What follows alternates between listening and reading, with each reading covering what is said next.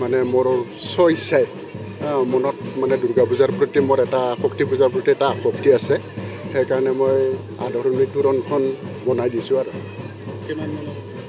5 লাখৰ অলপ ওপৰত গৈছে আৰু আদৰণি কি কয় বনোৱাতে এই বছৰে বনাইছোঁ তাৰমানে উদ্দেশ্য হ'ল কি আমাৰ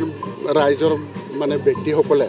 চবেই অলপ অলপ অনুদান দিছে কোনোবাই ৱাল বনাই দিছে কোনোবাই সৰু মূৰ্তি দিছে কিবা দিছে সেইকাৰণে মই ভাবিলোঁ মই এতিয়া চাকৰিয়াল মানুহ হিচাপে যিহেতু মই হায়াৰ ছেকেণ্ডেৰীত চাকৰি কৰোঁ গতিকে সামান্য এটা যদি মই নিচকুনি কিবা দান দিওঁ ৰাইজে মনত দুখ পাব আৰু মোৰো ভাল নালাগিব সেইকাৰণে মই অলপ পলমকৈ সময় লৈ পেলাই অলপ দীঘলীয়া সময় লৈ পেলাই মানে তোৰণি আদৰণি তোৰণখন বনাই দিম বুলি মই মনতে সিদ্ধান্ত লৈছিলোঁ বহুত ভাল লাগিছে মোৰ ৰাইজক যে আজি মানে এই আদৰণি তোৰণখন গোটাই দিব পাৰিম তাৰ কাৰণে মোৰ মনত অতি আনন্দ লাগিছে আৰু আমাৰ পৰিয়ালৰ ফালৰ পৰাও বহু দিনৰ পৰা আপত্তি এটা আছিলে যে পূজাত কিবা এটা দিয়ক সেনেকৈ বুলি পেলাই হয় হয় আজি পূজা উপলক্ষে উদ্বোধন কৰাৰ কাৰণে মোৰ বহুত ভাল লাগিছে কাৰণ আমাৰ গোটেই ৰাইজে একগোট হৈ ওলাইছে আৰু মোক যে ইমান আদৰণি জনাইছে ভাবিব নোৱাৰাকৈ গতিকে মই কি বুলি ক'ম কি দিম ৰাইজক আৰু মোৰ মনত মানে সেইটো সদায় প্ৰশ্ন হৈ থাকে আৰু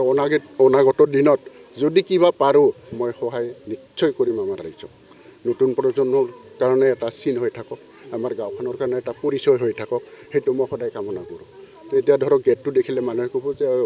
অমুক গেট থকা গাঁওখনে উজিৰ গাঁও বা পৰবা হুচুৱা তেনেকৈ এটা চিনাকিটো মানে ভৱিষ্যত ৰাখি যাব বিচাৰিছোঁ আৰু মই হয় আমাৰ পৰবা হুচুৱা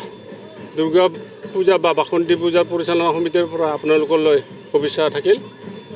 আমাৰ পৰবা হুচুৱা দুৰ্গা পূজা পৰিচালনা সমিতিখন আমাৰ 1767 চনতে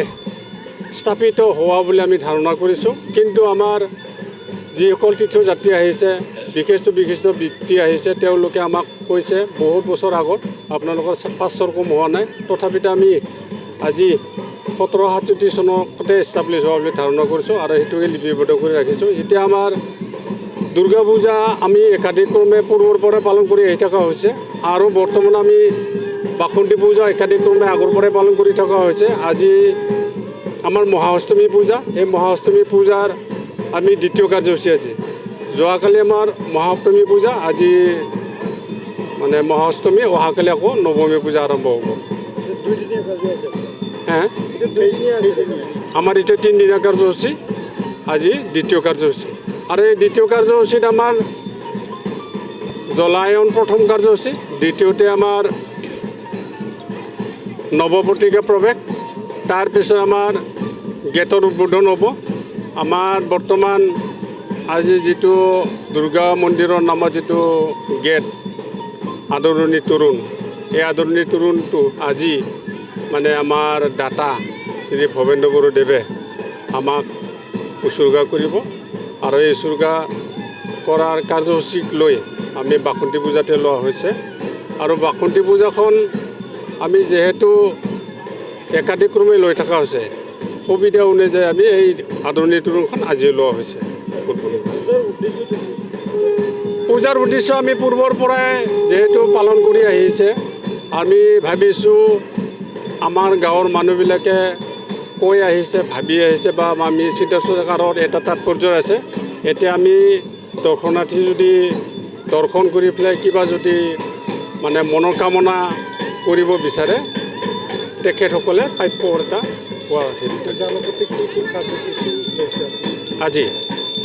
আজিৰ পূজাৰ লগতে ইটোৱে কাৰ্যসূচী আছে খালি আমাৰ আদৰণি তোৰণ উদ্বোধন সেইখিনি